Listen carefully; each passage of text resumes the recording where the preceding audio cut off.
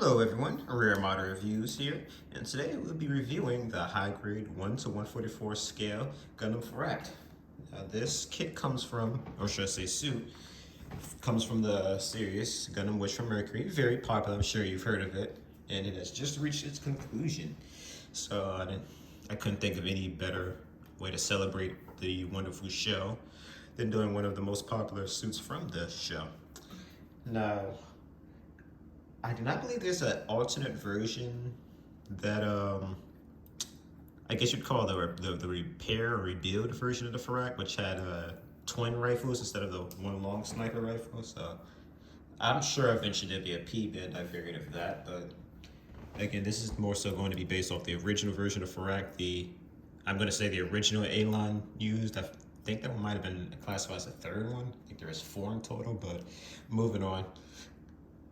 This is an incredible kit. I'm gonna go ahead and say that right off the bat. I'll give more of my final verdict on this thing a bit later, but color-wise, this thing is fantastic. The only thing I really had to do to this thing was a few coloring for things like the thrusters. You'll be able to see all around this kit here. Stuff like, there's like this little circular thing in the hands. I'm not sure if they told you the color, but I did because I thought it looked better. So you'll see that for both hands there. And then the bottom of the feet there. I think some of these might be thrusters, and I think this part in the middle here is like a blaster or something. I remember it shooting a beam out of the bottom of its feet there, but yeah, this thing is incredible. And we're going to get into articulation here now, which is just ridiculous. I also want to mention that this doesn't really have many stickers. Only stickers it really has, not even for the eyes actually, that was actually, the eyes are a piece. I kind of wish to use more of a metallic sticker than just a clear red, I mean, not clear red, sorry. Just red, it looks nice, but I prefer it if it was like more metallic-y like they did for the, I forget what these are called, the, what is these things called? The pyramid score little sections there. So, speak with those are a little tricky to put on. Then again, I had a pretty old pair of tweezers I've since replaced, so maybe I wouldn't have an issue with putting stickers on like that in the future. But moving on, I guess we'll go from head down. So I can do this in a way where you guys don't just see fingers. There we go. So the head can go 360, move up a decent bit, but down a bit. It's on a ball joint here, so it can move forward and back just fine, kind of side to side, spin around a bit. Again, it's on a ball joint, side to side, like it has a wide range of movement there. Now, this different things get really tricky because this thing has like a backpack here. This thing has a crazy range of movement. So as you can see, both of them can move forward quite a bit, back a bit.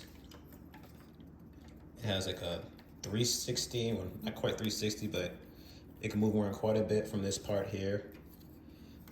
Sheesh, it's like you just get where I'm going here. There's a lot like a movement here. This little piece here for this thruster can move all over the place, which is actually pretty cool if you think about it, because you know, if you need to put the thrust forward here, kind of like the full vernier does, you know, now it can blast itself back, or you can move it like this, and now it has, you know, some extra thrusters in the back to boost it forward, which just goes with the whole Pale Technologies thing of this thing being fast. All Pale Technology mobile suits are fast, and it really solidifies that here. Now again, crazy movement from this backpack here. You have this little joint here, which just, I mean, this thing goes all over the place here for this little booster pod here. So again, it just personifies how fast this thing is. It's just thrusters all over this thing. I'm gonna assume these little pieces on the side here, you see I call those, and those are supposed to be thrusters. They could be beams too, though. I'm not entirely sure. Sheesh. I think I already kind of showed that this thing could move around basically all over the place, but you get where I'm going. Just this little backpack booster pod thing alone, just a crazy range of movement from that, you know, the sky becomes the limit of this thing. I'm trying to stay, yeah. I think I showed off that could move there. I'm gonna move these things like this just because it'll be a little easier to pose the, I guess, show the articulation of the arms because they're a bit more out of the way this way. So as you can see here, the arm can move 360.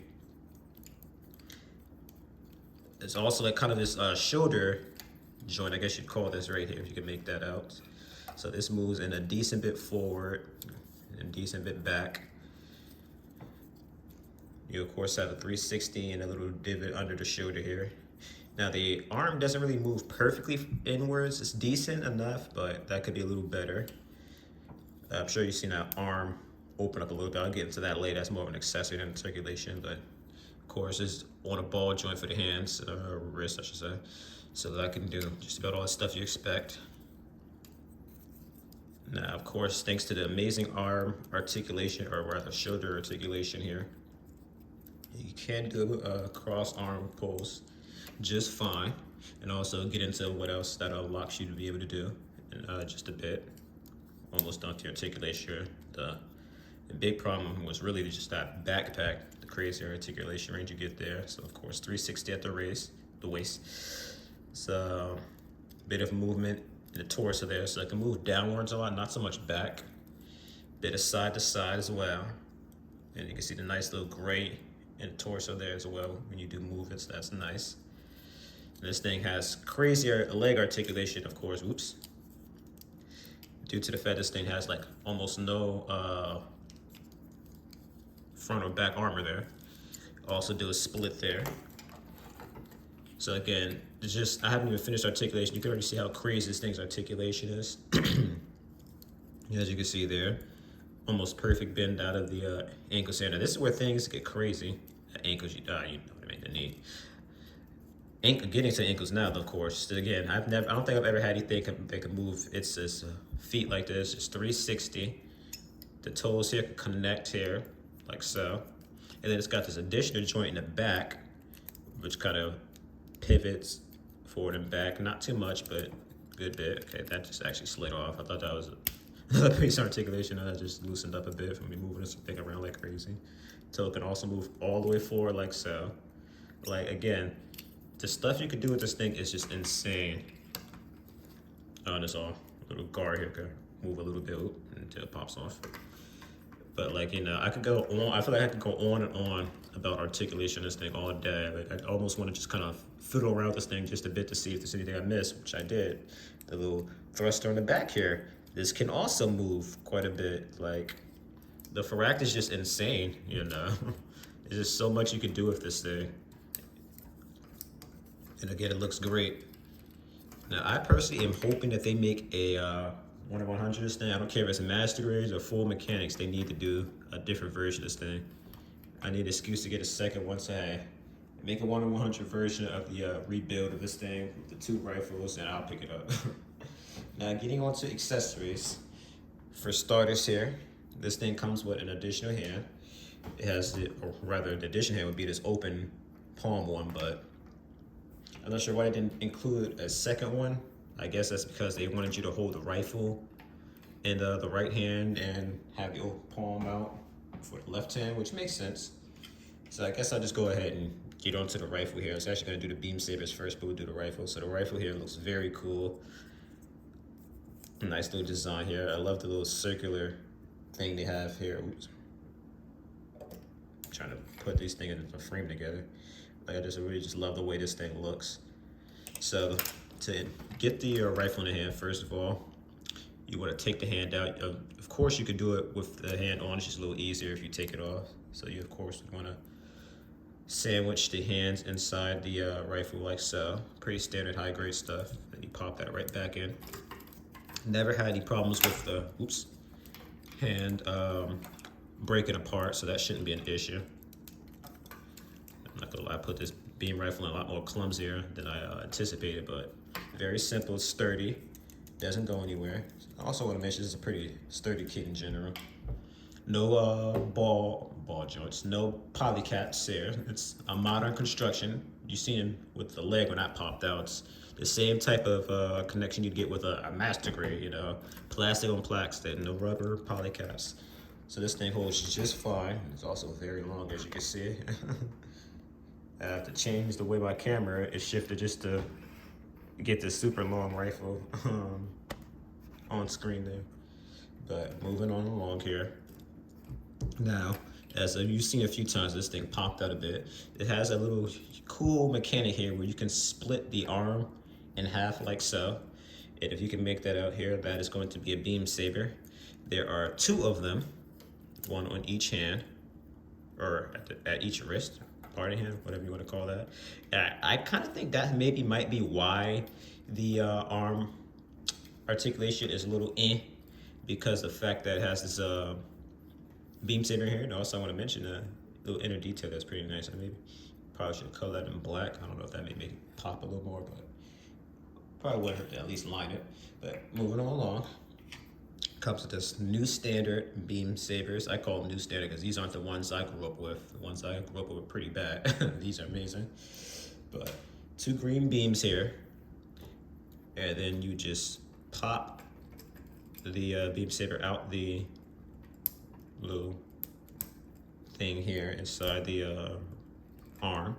Hindsight, maybe I should have gotten some tweezers. Actually, I have some right here. Give me a sec.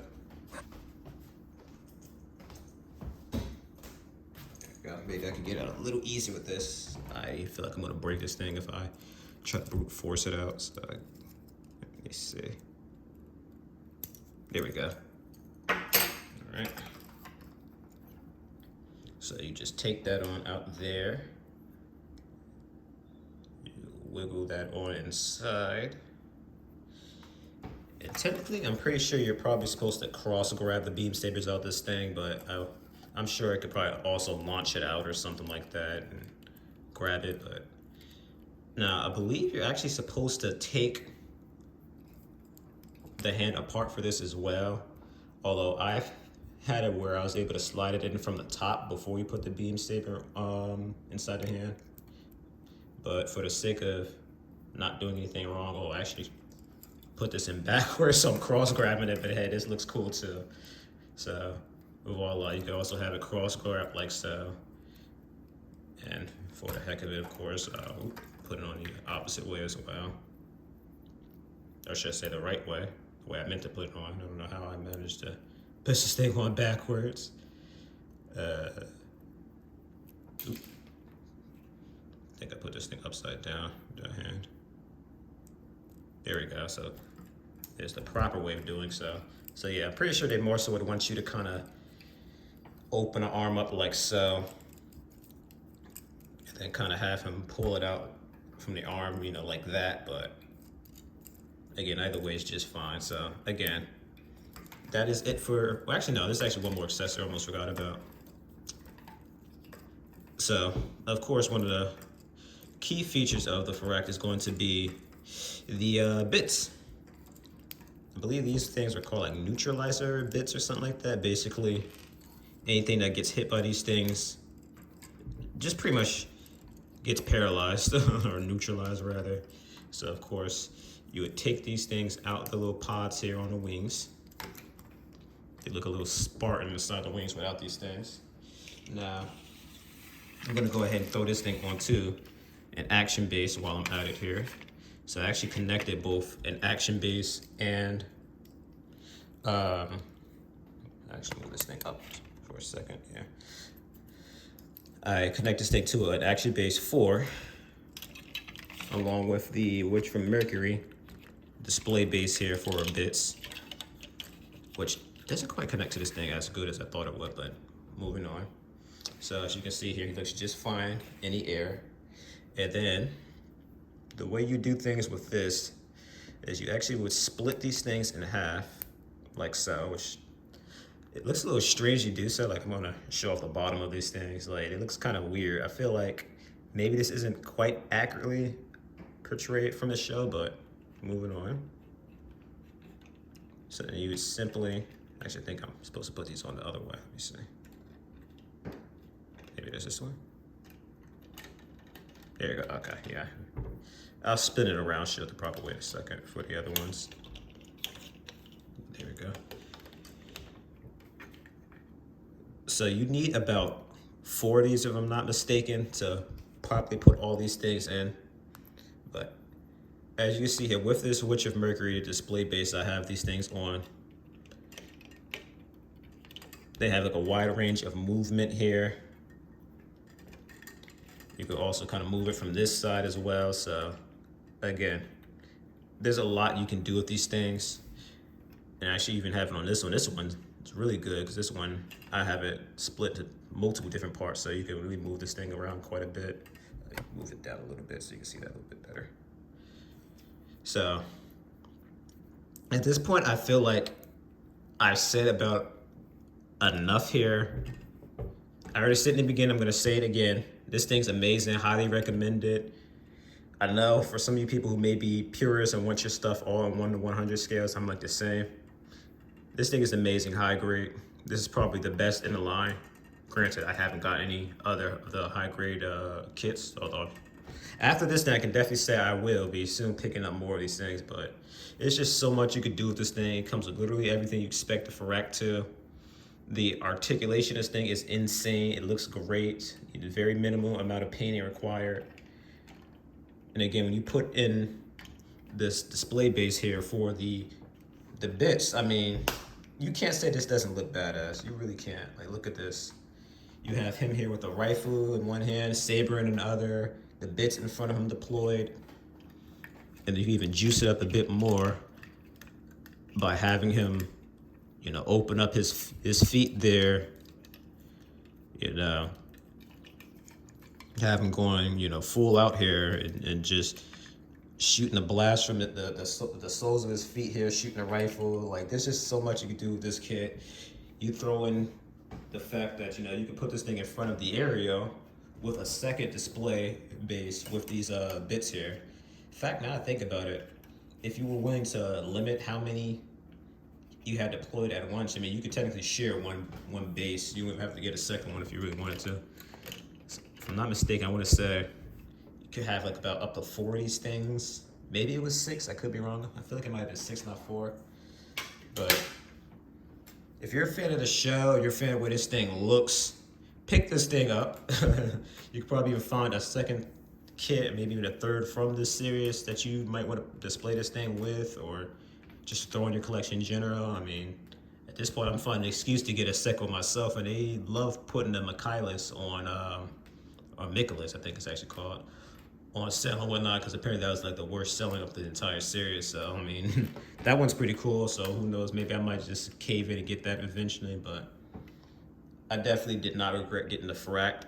As soon as I seen this thing before I even watched the show, I knew I liked this thing, and of course, it's the first and only high grade I have. I was gonna put the aerial next to this thing, but that one's 1 to 100, so I'll end up showing the Pharact off with that thing for the sake of it when I do review that thing, which will be soon. But I don't really think there's anything else really to say here, so thank you guys so much for watching. I apologize that it took me like 2 weeks to put out a review. I'm not gonna give any excuses on that one.